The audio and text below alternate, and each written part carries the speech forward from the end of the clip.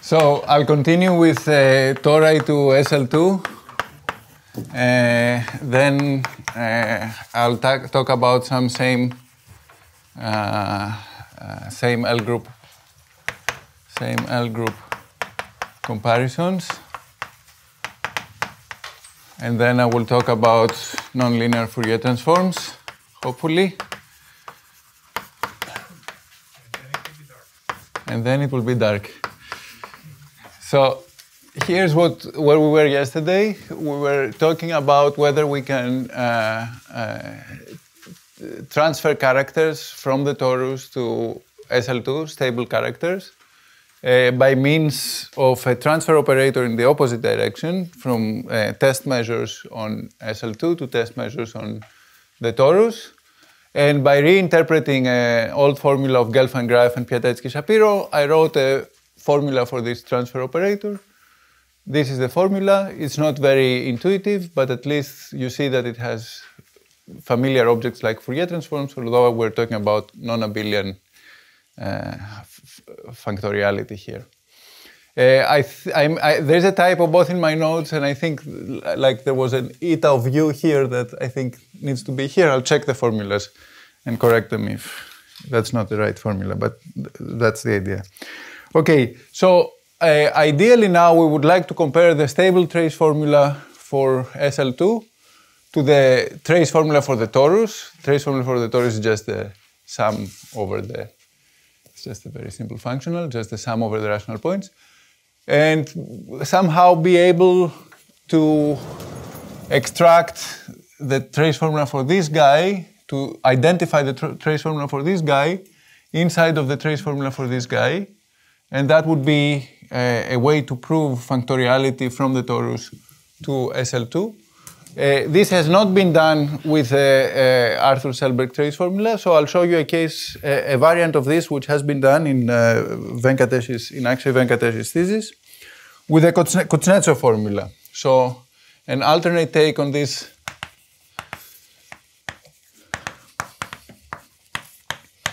functorial leaves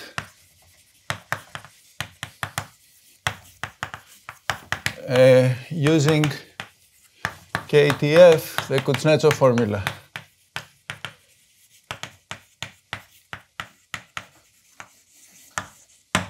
So here we have a space Y, which is the Whittaker space for SL2. That's just a symbol to say that our test functions or test measures will have this, will vary by this character psi of the unipotent group.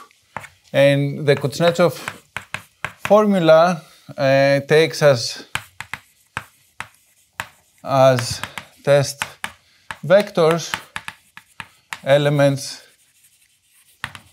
of, let me write as Schwarz of Y cross Y mod G, or as Schwarz of G mod MC mod MC. These are orbital integrals, or better measures, but let's not worry about that, for this quotient. What does that mean? Basically, it means that I'm going to start with a test function on G, and I'm going to integrate it on both sides against a non-degenerate character, non-trivial character of the unipotent subgroup. So there is some kind of twisted push-forward map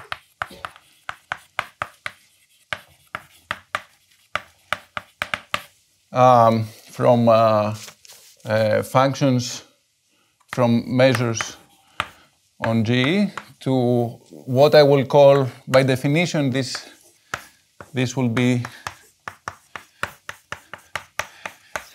so the twisted push-forward map, so I will identify this with measures on just the invariant theoretic quotient.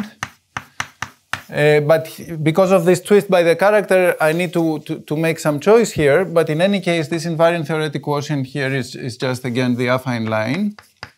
So let me show you. I have SL2 mod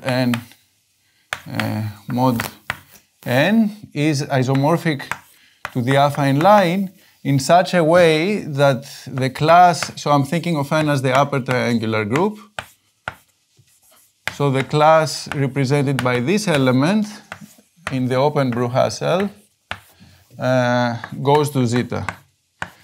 And then at zeta equals 0, you have representatives in the closed Broussard. In any case, there is a twisted push-forward map that I don't want to describe. It's in terms of these double orbital integrals. Let me just show you the picture for this space. It looks completely different than the picture for the trace formula that we saw yesterday. So here I'll have the variable zeta, and I'll show you measures on this variable. The only singularity here is that zeta equals 0. Otherwise, the measures are smooth and of rapid decay or compactly supported. At 0, I have a singularity, but it's not the singularity like the one I was describing yesterday, which was some sum of quadratic characters. Here I have what is called the Klosterman germ.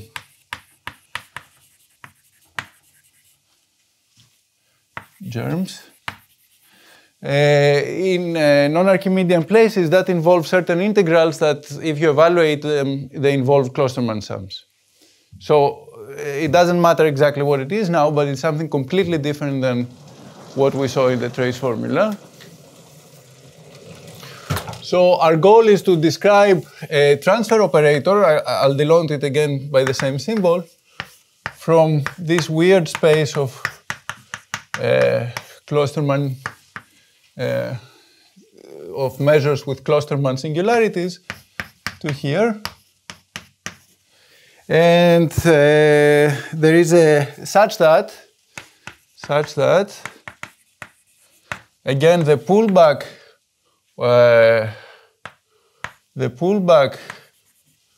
of a character theta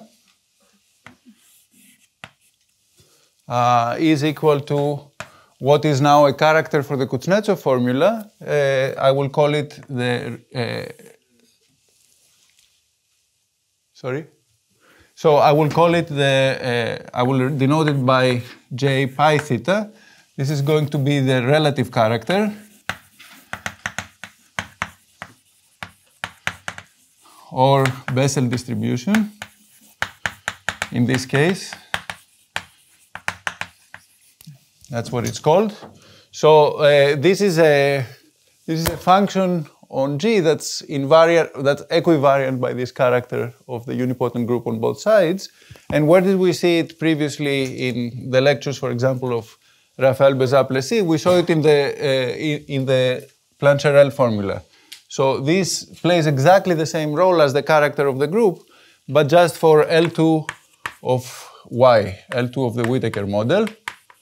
So if you take some function phi here, then the inner product of phi with itself can be decomposed as an integral over the tempered spectrum of the group of these relative characters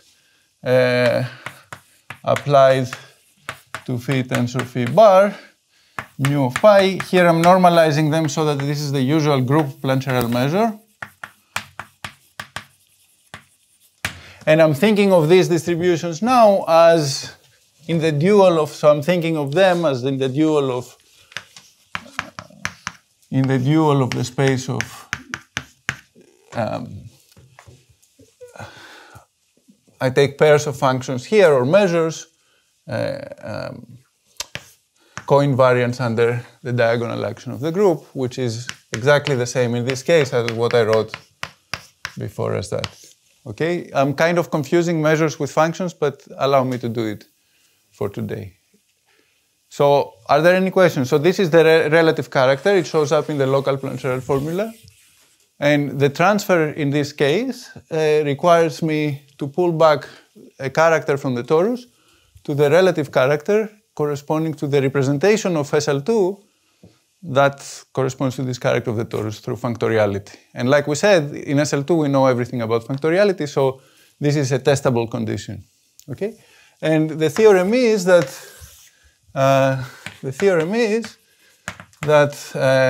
there is a formula for tau. Okay, so maybe I put the I there. Let me not put the I here, sorry. It's not very intuitive, but Okay, just to distinguish them. So the formula is that, where is the formula?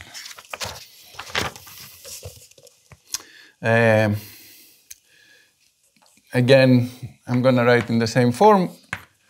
The image of this evaluated at t after I divide by a Haar measure is going to be equal to this scalar lambda times oh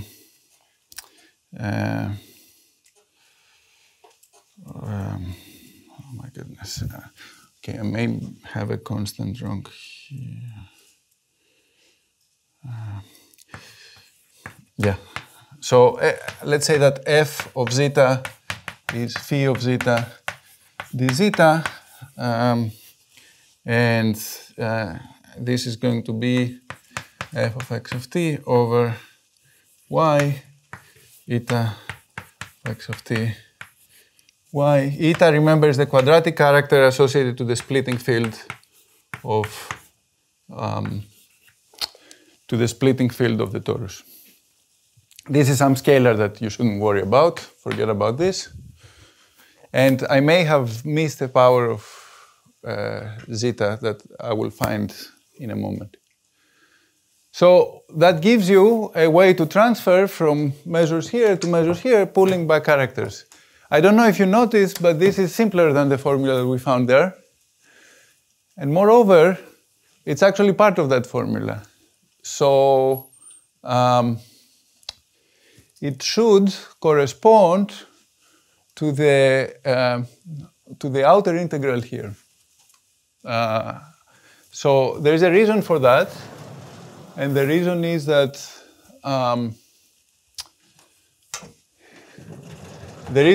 eventually, as we will see, there are various comparisons that one can make that are meaningful in terms of the Langlands program. So they're meaningful in terms of character theory.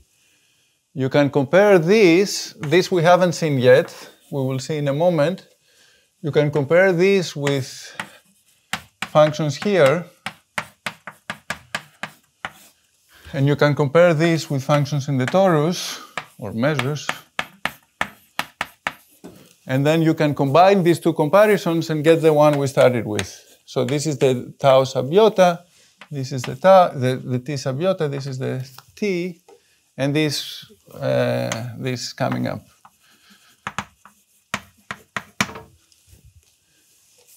Okay?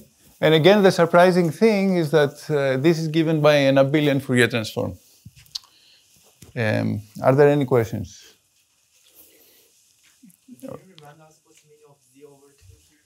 Yeah, so these are invariant under inversion on t. This is the operator of t goes to t inverse. They have to be invariant if you analyze this map of L groups. You will see that you cannot distinguish between the character theta and the character theta inverse. Any other question? Okay. So now Venkatesh. Okay, so this is now my interpretation of Venkatesh's thesis. There was no local transfer operator in Venkatesh's thesis. Yes? The meaning of this double arrow, just that there should be the same thing, it should be an isomorphic? Yes, almost. I will explain in a moment. Yeah, I was going to say this, just a second. It's almost an isomorphism. So it's not quite an isomorphism, and I'll explain in a moment. Okay? So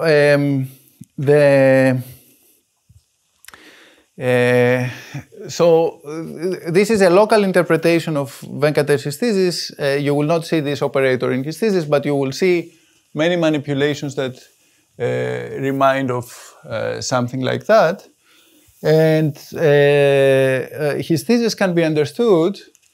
So Venkatesh's thesis can be understood to say, so his main theorem says that the following diagram commutes.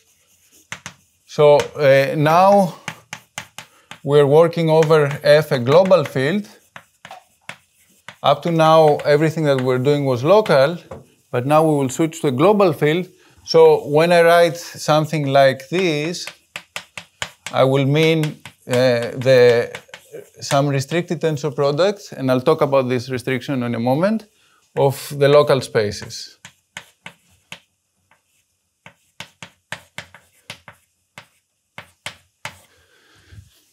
Okay, so what's happening here? We have our transfer operator going from here to test measures on the torus. And then on the torus, I can apply the trace formula. Whether you take, say, trace formula or Kuznetsov formula for the torus is the same thing. So this is the trace formula applied to some test. By the way, globally, keep in mind, there's no reason to, measures and functions are essentially the same thing in a canonical way, because we have Tamagawa measures. So globally, I don't need to distinguish between the two. So the trace formula of f is basically the sum over gamma in T of f of f of gamma. Okay, so I get a functional here.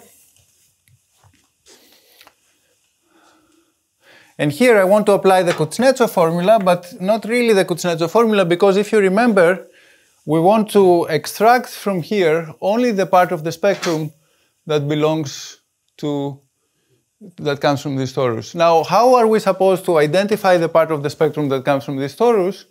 Well, we have to look at L functions.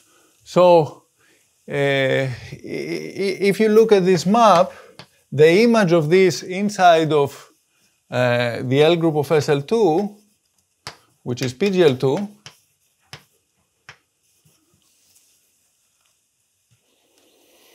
or rather, yeah. So the image can be characterized by the property that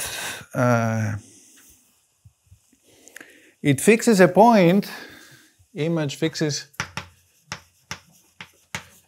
a non-zero vector under the representation, the adjoint representation twisted by eta. So I guess here I really need the full L group. This is the Galois group, right? And this is generally a non-split torus, so we have non-trivial action of the Galois. So this is GM semi-direct with the Galois group. You can, if you want, you can just put the Galois group of the quadratic extension where this splits. And this is the quadratic character of gamma. Okay, I use the same letter for the automorphic and the Galois character. So it fixes a vector under the adjoint representation twisted by eta. So therefore, what we would like here is we would like something like, which I will formally write as residue at S equals 1 of L adjoint eta. I'm skipping the automorphic representation. Automorphic representation varies, times the Kuznetsov formula. That's something that you want. So you would like to say that this diagram commutes. Of course, I have to explain to you what this means, but basically it will mean extracting only the representations that have a pole at S equals 1. Okay? So now how do we do that? Well, you cannot plug in directly. So how do we do that, and where is this L function? So I'm returning now to the question of Jean-François. Let's go back to the local case. I told you that there is a map, but there's a lot more that one needs to say in order to use a map in the trace formula. For example, one would like to have a fundamental lemma. So I can ask whether this map here satisfies the fundamental lemma. Does it take the basic vector here to the basic vector here? The answer is no. So this map is actually more sophisticated because it already includes the L function in it. So let me forget. Oh, no. No. I want the operator. Okay. So the question is, does this, so before let me go back to local.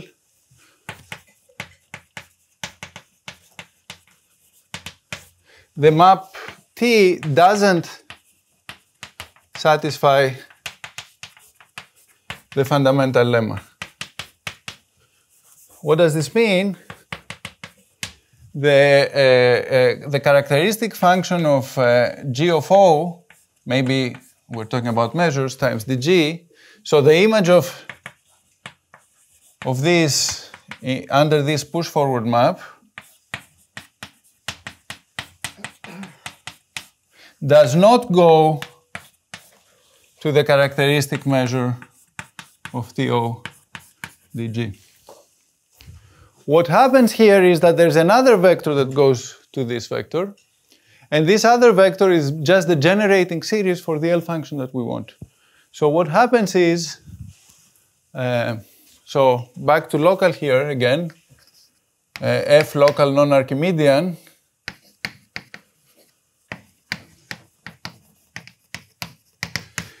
that there is another, so if you write F0 equals the generating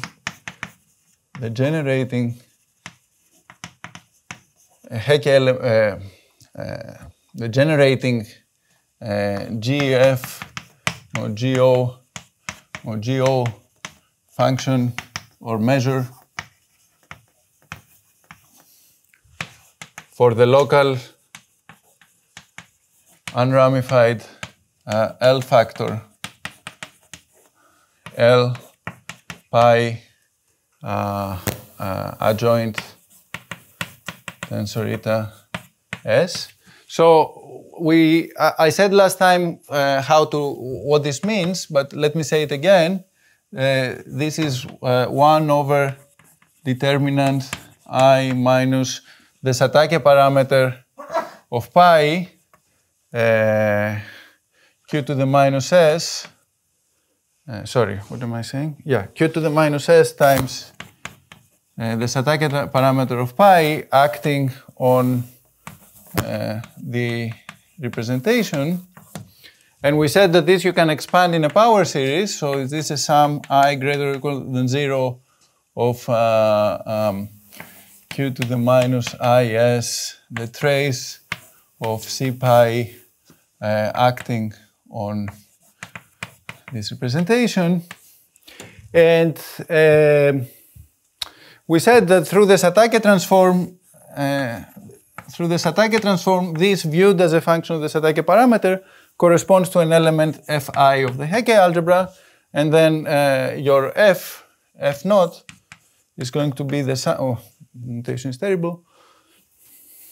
Okay, f upper naught, basic factor, is going to be the sum I greater or equal than 0, q to the minus is fi. So this is not an element in the Jacquet algebra, but it is a series of elements in the Jacquet algebra.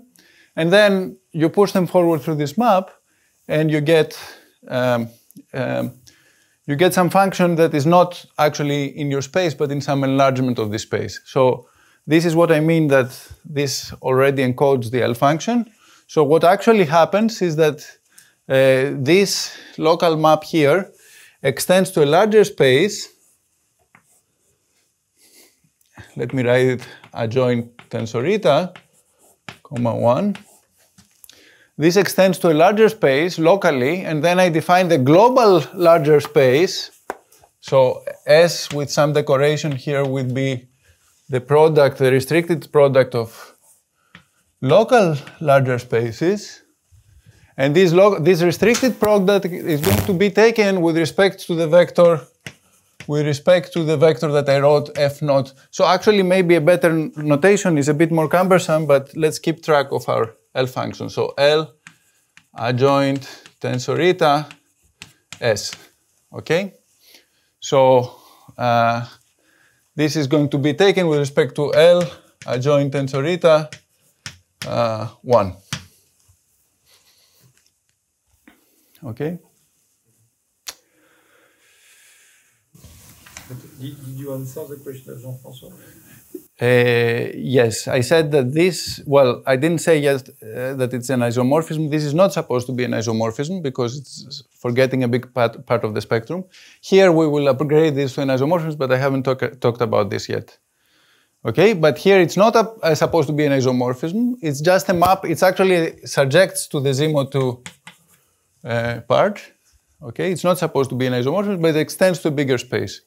You use this bigger space and this non-standard basic vector to define a global Schwarz space. And now the statement is that this diagram commutes. Except that again, I have to tell you what this means. What is residue at s equals 1 of this Kuznetsov formula. Now, yes? Yeah, sorry, so are these actually functions that you can evaluate at points? Like... Yes, so these are functions that you can evaluate at most points. At some points, it gets more hairy. So what did I change? Is my picture still there? My picture is still there. Let me bring down my picture and tell you what happened. What happened to this? So what happened to this picture by enlarging my space? Basically, I lost my compact support. So this is something that grows at infinity. When s is, so if I was using an arbitrary parameter s, when s is large, it actually decays at infinity. So you can get a manageable expression. When s is 1, because of the pole, this is not manageable anymore. Okay? But here at 0, you cannot literally evaluate this, but you know there's always some singular terms in the trace formula. They appeared many times in this school. So you can evaluate at 0 in an appropriate sense. Nothing changes at 0 by what I did here. So, but the asymptotic behavior depends on S. Depends on S. Okay, so I had many more details about Akshay's thesis to tell you about the steps and so on. You can read them in the notes, but let me just say the main idea.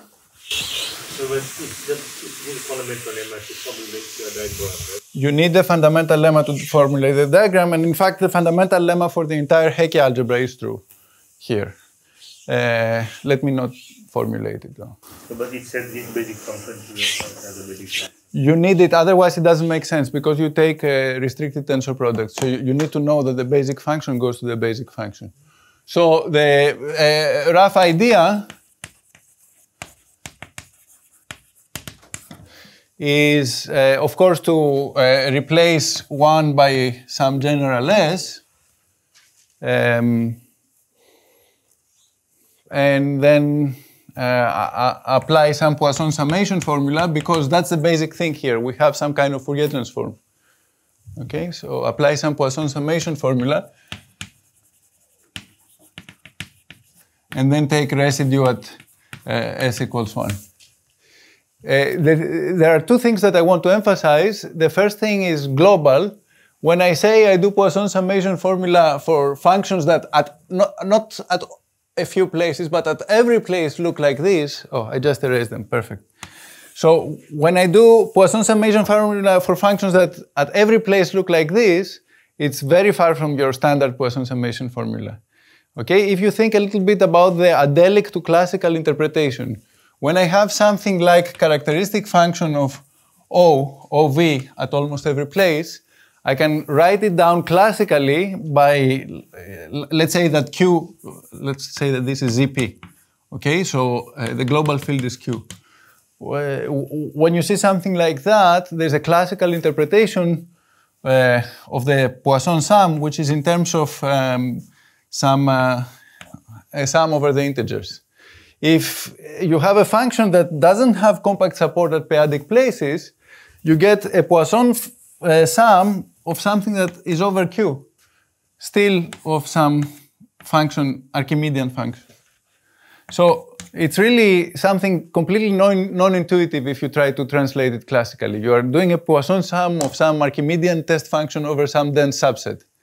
Okay? So it's really hard to do Poisson summation formula, but anyway, Akshay did it in his thesis for this case. The second thing I would like to emphasize is that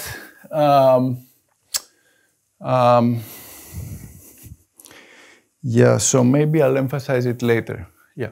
So are there any questions here? Yeah, is there some arrow like this in more general? Yes, that's where I'm trying to go. Yeah, of course. I'll say some examples. I'll tell you what I know. Okay. So let's do now a same L group comparison.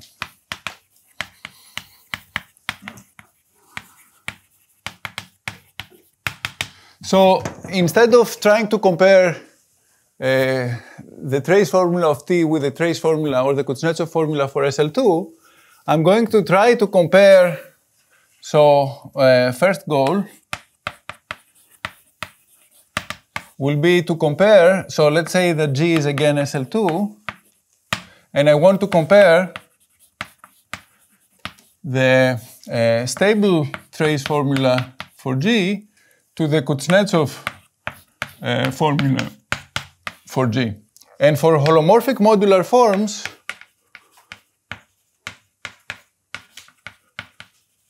this was the 1990 thesis of Rudnick, 10 years before Beyond Endoscopy. So what do we want? What does it mean that we want to compare them? Well, think of this as having two different spaces. So I have a space X, which is the group SL2, maybe under the two-sided action of SL2. And this will give me the stable trace formula. And I have a space Y, which is the Whittaker model of SL2. And this will give me the Kuznetsov formula. And like we have seen, each space has its own L group. So the dual group of X is PGL2. The dual group of Y is also PGL2. So the L groups are the same, and therefore we expect a meaningful comparison between characters. So a transfer operator that will bring characters of one to characters of the other, and maybe a comparison of trace formulas. Here, these are nice test cases for beyond endoscopy because we don't really need to extract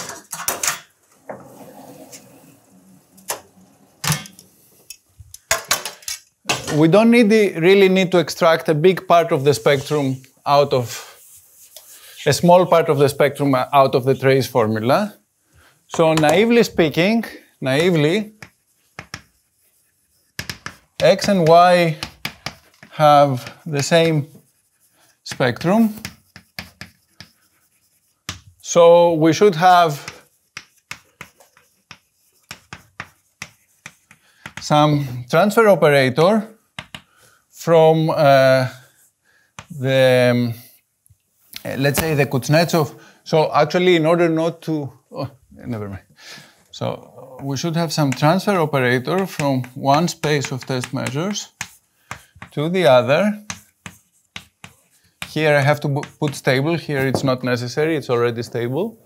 Such that, again, the pullback of a stable character is equal to the Kuznetsov relative character, the Bessel distribution. Moreover, in this case, when you do this, so this is locally, and globally, you could hope to get a commutative diagram like this without needing to take residues. And that's a test case for the general case, of course. So you could hope to have something like that. Now, why do I say naively? Well, okay, so one reason is very clear. This space only has generic representations, and this space has non-generic representations. But at least if you think about tempered L packets, and here we're doing stable trace formula, every tempered L packet is generic. A bigger problem is the non-tempered L packet. So here you will see a contribution, for example, from the trivial representation, and here you will not see a contribution of the trivial representation. So what happens in this case is that there is indeed such an operator, but again you need to enlarge your space. So you need an enlargement of your space, and now I will decorate this enlargement by which L function? L adjoint 1. Okay, so let me explain what is happening here. So theorem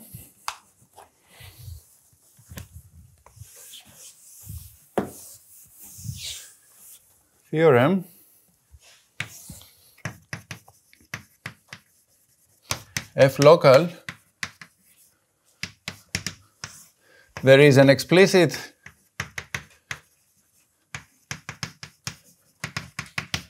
enlargement of the space of test functions.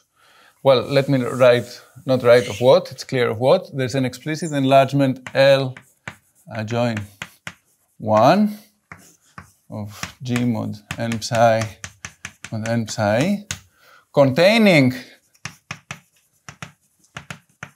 when F is p-adic, the generating function, the vector F L adjoint 1. Okay, so this is the vector that you would get from this series without the eta character, together with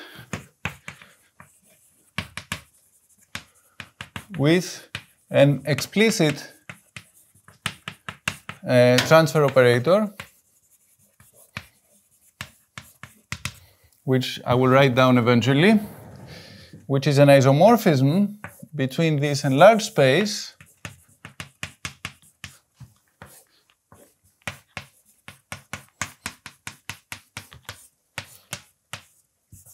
an isomorphism between this and this. Keep in mind, I have given you the picture for both spaces of orbital integrals. Here we had singularities at 2 and -2, which were of multiplicative type. Here we have Klosterman type singularities at 0, completely different spaces, but there's a way to connect them. This, let me call it again T, sorry, it's being overused. And this operator satisfies everything that you want, satisfying the character relation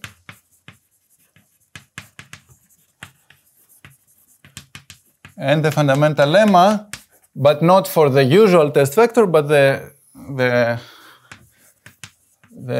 modified test vector L adjoint 1.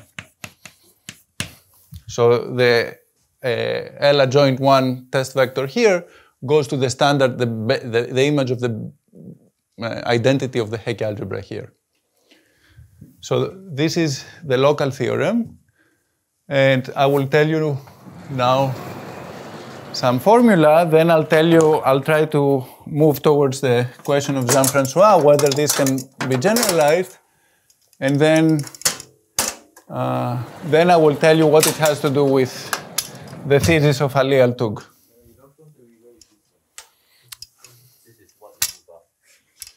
Seriously? I think I have lost track.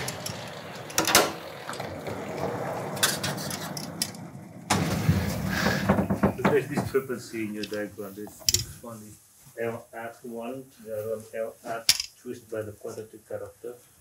Yes, it's different, but okay, very good point. So here I said, for one comparison I said L add 1. For the other comparison I said L add with a quadratic character. So what is happening? Well, if you think of characters, the characters have nothing to do with which space I'm putting, right? So the formulas about characters, you can pull back character, and then compose and pull back character, okay? Now, regarding which space I'm using, indeed, if I want to get an isomorphism here, I need this space. If I want my global application here, I need this space. But actually, at the points, for representations that come from the torus,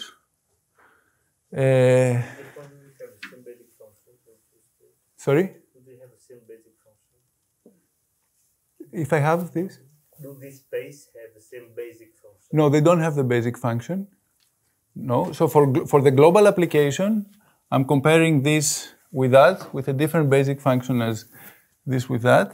Okay, but the one thing I want to point out is that at points that are coming from the torus, this L function is equal to the something like the zeta function, something like the quotient of the zeta function with the Dirichlet L function corresponding to the character eta times L adjoint 1. So at those points that come from the torus, the difference between the two is just some abelian L factor, something like that. Okay, I may have gotten the fraction wrong here. Yeah, I certainly have gotten the fraction wrong. So I have L of eta divided by zeta. Okay, for parameters in the image of the torus.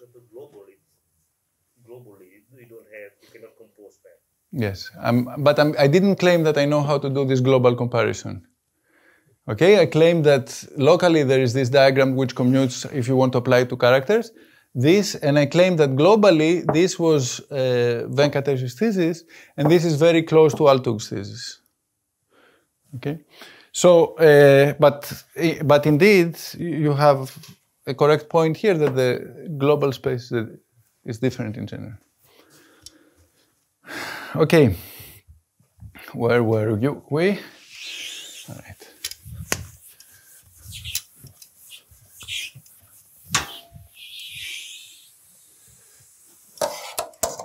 Yes? It's easy to say your test function will be able to help distinguish, to eliminate the trivial condition one, the non-temporal one. Yes. I will comment on that in a moment. So I wanted to write a formula first. There is a formula for this operator, which I may be able to find in my notes.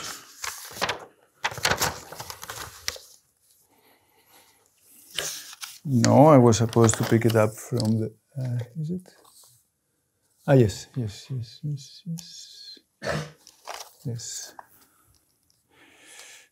So, let me tell you the inverse operator. So, formula for the inverse operator. So, remember, the inverse operator should go from here to this space. And remember, these are measures in the trace variable. Okay, and these are measures in, again, some variable that I denoted by zeta before. So if I have f of x here equals phi of x dx, this will go to zeta inverse d zeta. Ignore this factor, it's not important. Times integral phi of x c inverse of x over zeta dx. So you see that again, this is a simple Fourier transform.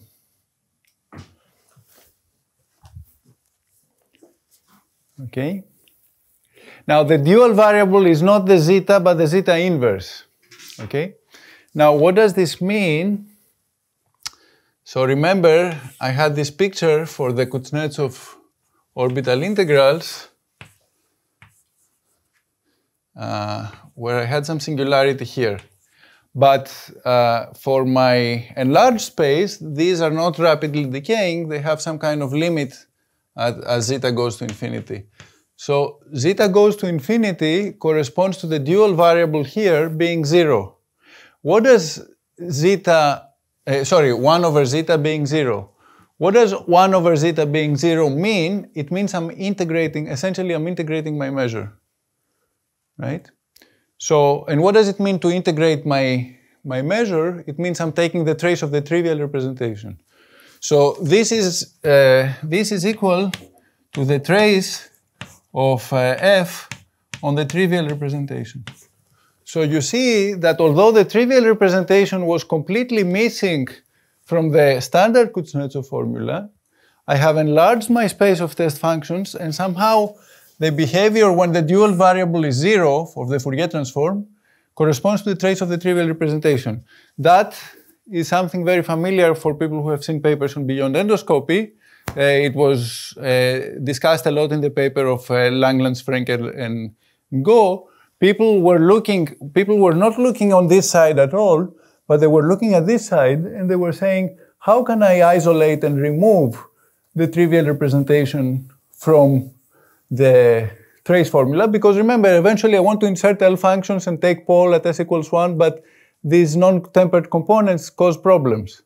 So, and they said, okay, the trivial representation, I'll do something that looks crazy, they said.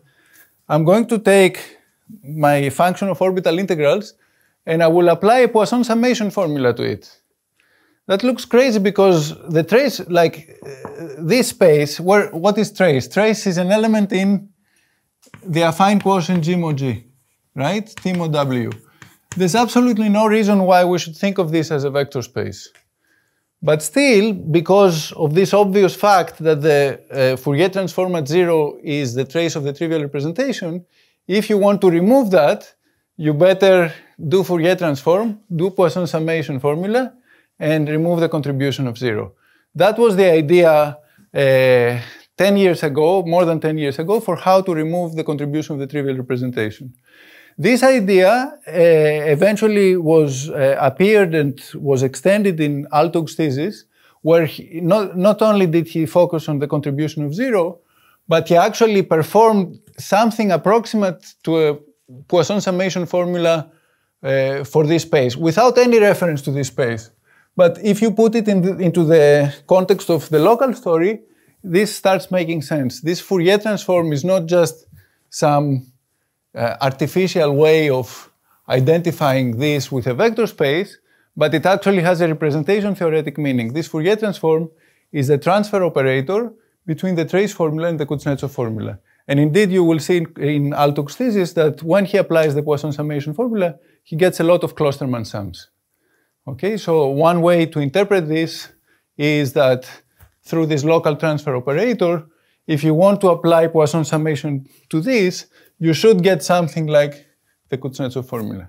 So of course, this cannot be literally done. So let's see what I'm saying here.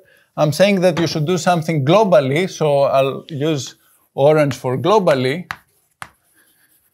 I'm saying that globally, take restricted products of these spaces and apply here the stable trace formula, apply here the Kuznetsov formula, you get something, and you would like to show that this commutes. If we think a little bit naively of the Kuznetsov, of both formulas as a sum over rational orbits or stable orbits, then this amounts to a Poisson summation formula for this transform. Okay, so naively speaking, this can be done, but in practice, this cannot be done. What are the reasons that it cannot be done? Well, none of these arrows make sense, actually. None of these arrows make sense. Why does this arrow not make sense? Because the adjoint L function at 1 has a pole for Eisenstein series. So this has a pole, has poles in the Eisenstein spectrum.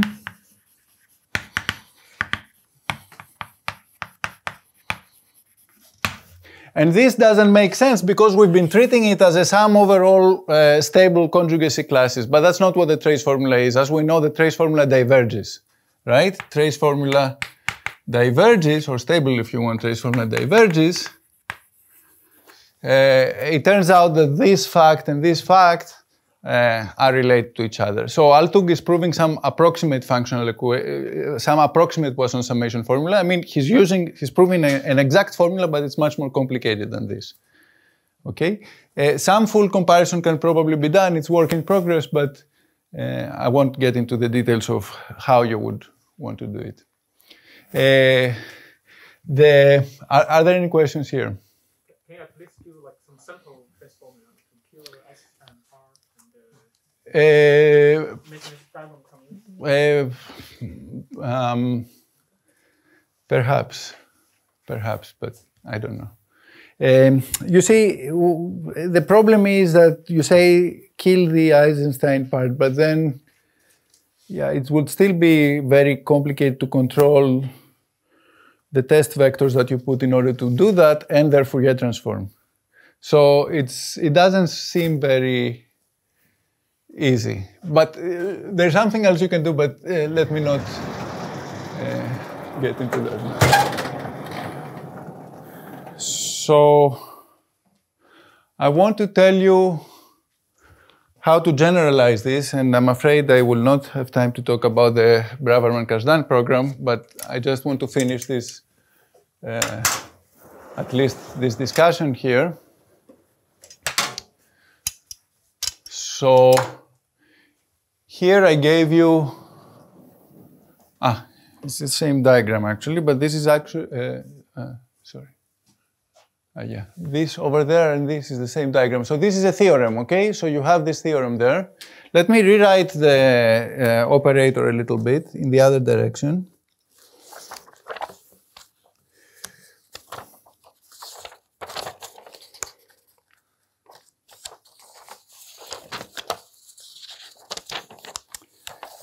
So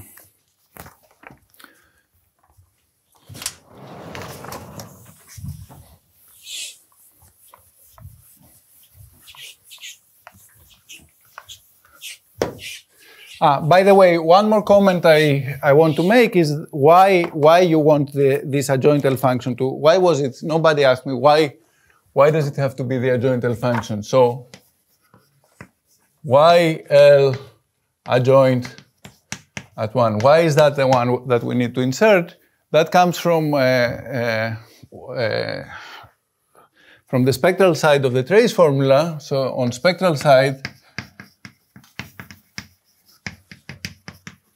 yeah, so I assumed that when I gave the explanation before, but on the spectral side, the Kuznetsov formula is something like the sum, it's not a sum, it's an integral over automorphic representations pi. So you apply it to some test vector and you say here trace pi of f times, and this is weighed by L pi adjoint 1. So this is the usual, this is for usual test vectors, usual f in the Schwarz space of G, okay, which you can replace if you want by their image in the Kuznetsov test space. So you plug in an element in the a Hecke element in G, it computes the trace, well, here I should say generic. So it's the sum over all automorphic generic representations, something like that. So you see L functions on the right-hand side of the Kuznetsov formula, like you see L functions on the right-hand side of every relative trace formula. So the reason that you couldn't have a comparison without enlarging your space is that these L functions appear and they don't appear on this side of the trace formula. So you would like to kind of enlarge your space so that they appear and they cancel out. And only then can you compare with the trace formula. So now I'll give you a more general picture of this form. So let me look at the more general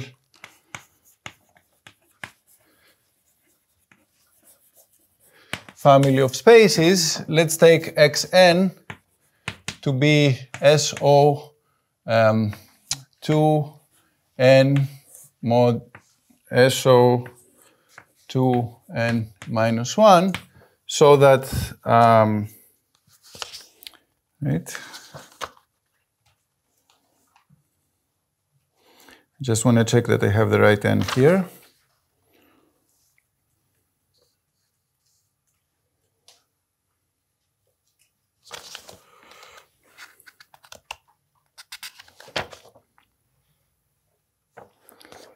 Yes, so SO2n mod SO2n minus 1. So for n equals 2, What is this? This is SL2. This is SO4 mod SO3, which is the same as SL2, considered as a space under SL2 cross SL2 mod plus minus 1, which is SO4.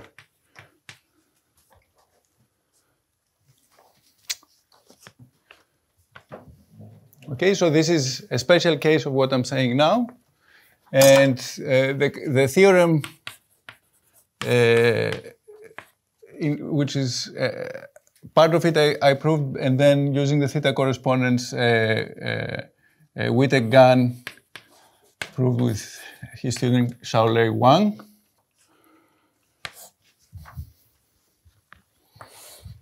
Is that, okay, so the thing to say here is that for all those spaces, the dual group is the same. It's just PGL2 for all of those spaces. So the theorem says that there is a transfer operator, T sub n, from an enlarged space of measures for the Kuznetsov formula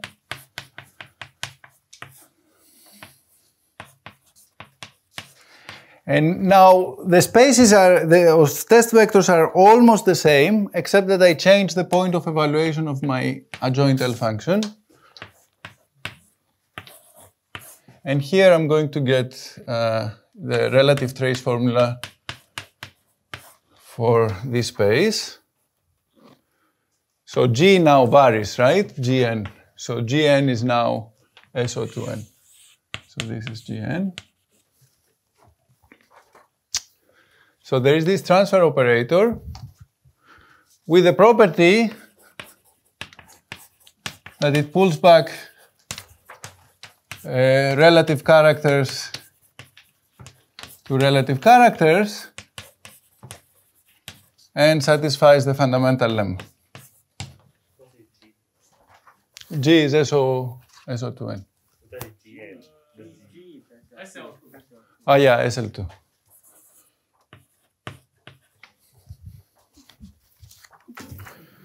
Okay, and moreover, this operator is given by essentially the same formulas.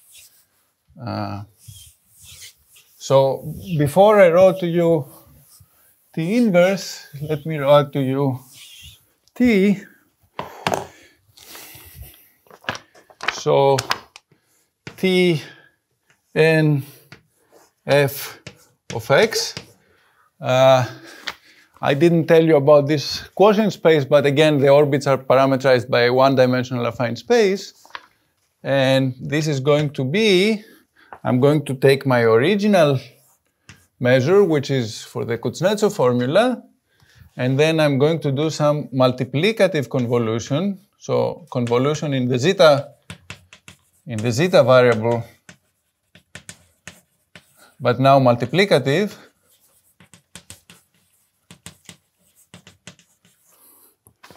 With the measure, well, I'll write it afterwards, and then I will multiply by x to the n minus 2.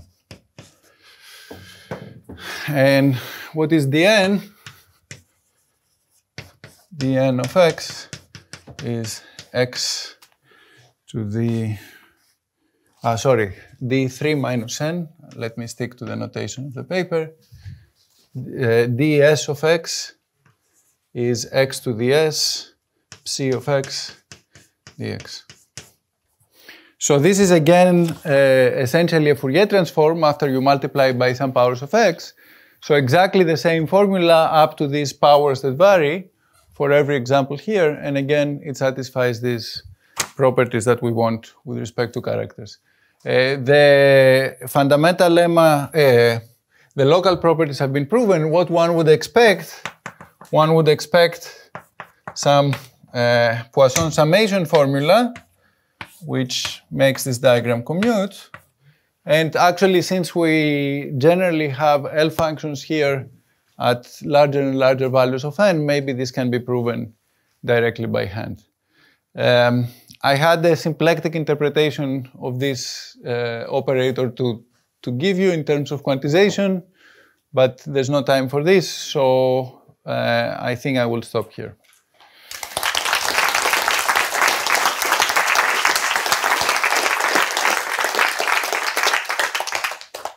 Time for a few more questions.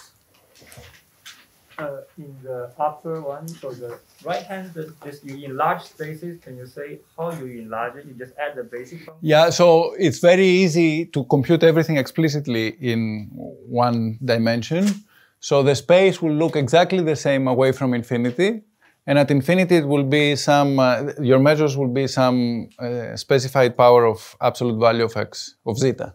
So you have the zeta here, it's your measure at infinity is something like zeta to the s d zeta. But compared to the original one, you just add one basic function, or? Yes, you basically add the germ of the basic function, but I think that's a special feature of the rank 1 case. Once you add the germ of the basic function to the original space, then you get everything. But that's because, we're in rank 1 and there's only one-dimensional, like the quotient is one-dimensional, yeah. Yeah. Thank you. Yeah. Is the Ishina Ikeda type conjecture contains in the commutativity of this diagram? Yeah, I mean, in this case, it's not a conjecture. Of course, we know everything about these periods, but the reason that you see this L function appearing here is exactly the same as for the Kuznetsov formula. If you were doing, so here we're comparing the Kuznetsov formula with the relative trace formula for this quotient, and which L function are you going to see here on the spectral side, exactly because of Ichino-Ikeda? That's a very good question. Because of the Ichino-Ikeda type formula, which in this case is, you're going to see precisely L pi adjoint, what did I put? N minus 1 divided by L pi adjoint 1. So you see in the group case, it's kind of a coincidence from this point of view that you don't see, it's not a coincidence of course, but in the group case n equals 2, in the SL2 case, and the two things cancel each other and you're in the setting of the usual trace formula. But in general, you have a quotient of L functions like this on the spectral side. And this is adjoint for, by the way, this is adjoint for what? This is adjoint for SL2. So let me write SL2 here. Because only the Langlands parameters for SL2 should appear on the right-hand side.